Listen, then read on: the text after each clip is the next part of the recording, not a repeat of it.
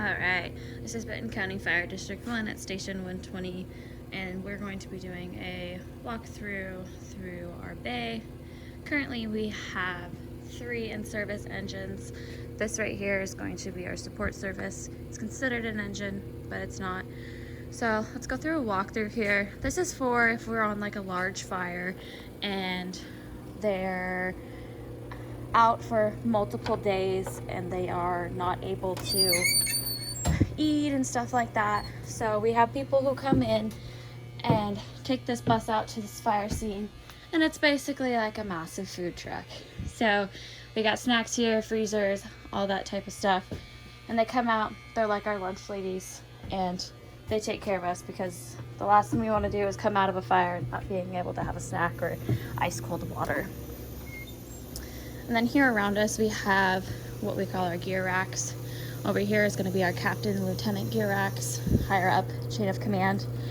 Here currently people who are on shift, and over here as well more gear rack. Here is our in-service hose.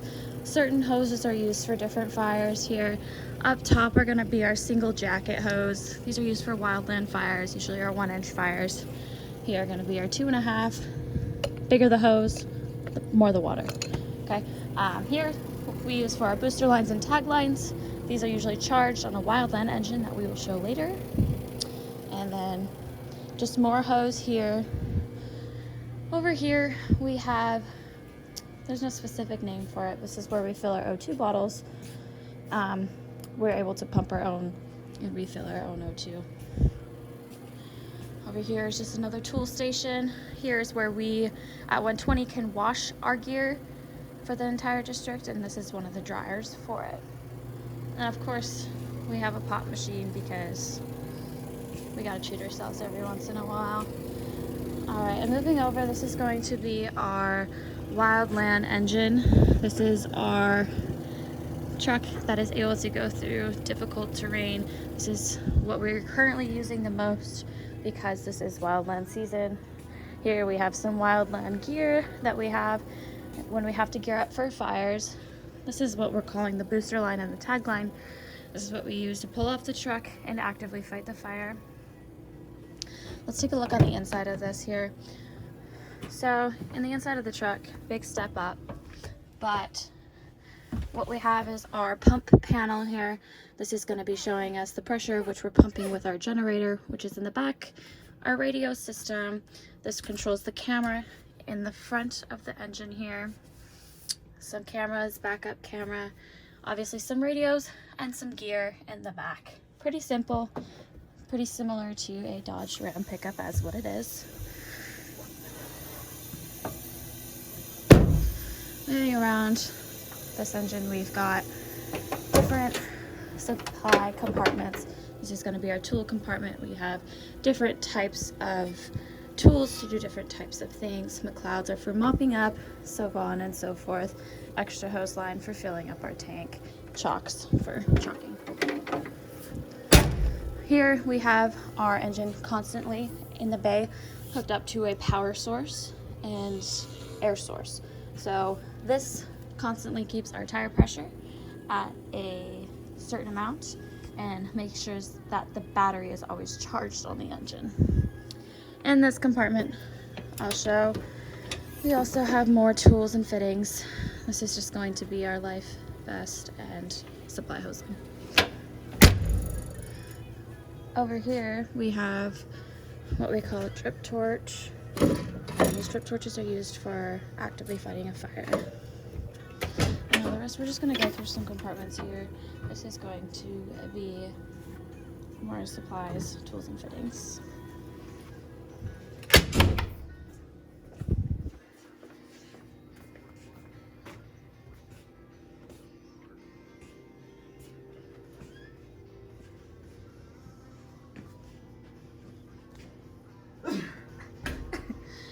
Alright, over here is going to be our pump panel. Looks confusing, but that's where you manage the water, basically. Booster line here. Around over here is going to be more tools and fittings. And then this right here is pretty nifty. this is covering our exhaust.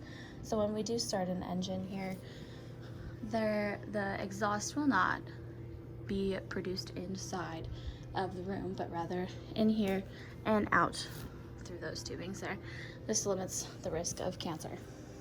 In here is just the other side of the compartment. It's just a through and through compartment there. So this is what we call our Skeeter engine, our Type 5 engine. This does a lot of work for us. Take this on almost every single wildland fire here. All right, moving over, we have our main engine. I'm not going to spend a lot of time on this main engine because there's a lot to cover, so we're just going to go through it briefly. This is the one where we get dispatched on almost every call other than a wildland call. This is the one we're going to roll out with. Again, you have our supply lines here that supply with air and battery power. Here is our control panel. Each one of these cross lays and discharge here are to a certain hose. So we have this many hose lines connected here, and each pump panel as well. A bunch of other stuff that you will learn when you do pumping and stuff like that. Those right there, these are going to be our main hose lines that we pull for house fires. This is going to be our engineer compartment. These two, basically this is going to again have tools and fittings as well as chainsaw. Here we keep spare O2 bottles for our SCBA holders.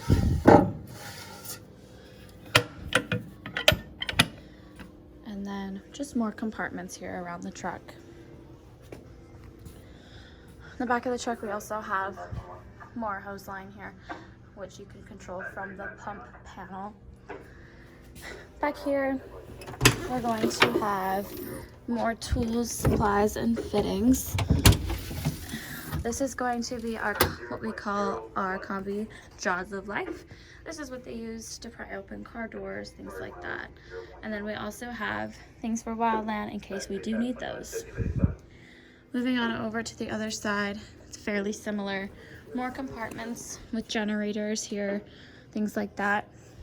This is going to be our water rescue compartment as well as with our ropes. So all right there, not much you can see. Here again we have our spare O2 bottles. This right here is going to be our compartment for what we call our water can and our fire extinguisher. And then we have a generated fan, and then we have chocks for lifting up cars, usually during vehicle collisions. Other side of the hose lines here, also a tag line on the side here. When moving inside to the cab, we have obviously gear. This is what the inside of the truck looks like. This is what those spare O2 bottles connect to. Bottles right here. We pack up is what we call, put this on like a backpack, hook it up to your face mask, you got clean air. Over here we have our, what we have now set up for COVID is all of our what we call a PPE, and we constantly are using those for every call. In this slide compartment here we have more medical equipment, gowns, trauma triage here, our basic medical bag, and then an AED for active CPR calls. All right. Moving to the front, this is called the officer's compartment. The officer is in charge of running that computer there and communicating with dispatch. So here we have people's names and tags, and those go right here. And that is for just saying who is on shift and who is on this engine. And then those are given to a command officer. Again, there's another pack here for the officer. This is what an MDT looks like. And on this MDT is given the dispatch information, address, all of that jazz. All right, last but not least, we have our water tender. Now this water tender is a big mamma jamma, and this basically is a massive water tank. It's all water. Pretty simple pump panel here, not much to worry about. We do have crosslays to fight fire actively. Not much to it on the inside. It's just a big old truck, and it's gonna have panels here as well as the radio. Nothing too different from the other engines. Not many more compartments on this. There's only 2 compartments really to show you. This is what we call the engineer's compartment. And more tools, supplies, fittings, supplemental hose as well, wire cutters. So what we're using the water tender for is when we have a large fire and we need water supply and there's no hydrant. This is our best friend. This is our main supply of water source. This can be used for wildland fires, and it can also be used for structure fires that turn into wildland fires. So these are very supplemental engines to have and crucial in a district area like Benton County Fire District 1, because we do have a lot of grass wildland fires without sources to a hydrant or a water source. So we have to supply ourselves. Here is just another, this is a pump generator. There's more scientific engineer stuff to it. More additional hose lines. These hose lines are usually used for transferring water from a hydrant to this engine. And this is the couplings for it. And finally, but not all the way down here, more hose connected here, officer compartment. Now here looks like a whole lot of just shelves at an angle, but this is what we call our hose drying rack. This hose drying rack, we wash hose in case it has like magnesium or anything after a dirty fire. The hose is dirty. We rinse the hose off with this water source and that thing right there. And then after we rinse it, we put it up here to dry. And it's like a elevated, declined thing. This thing right here,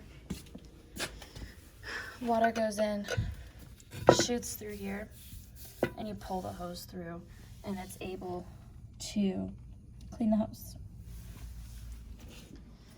And that is about it for our bay at Benton County Fire District 1.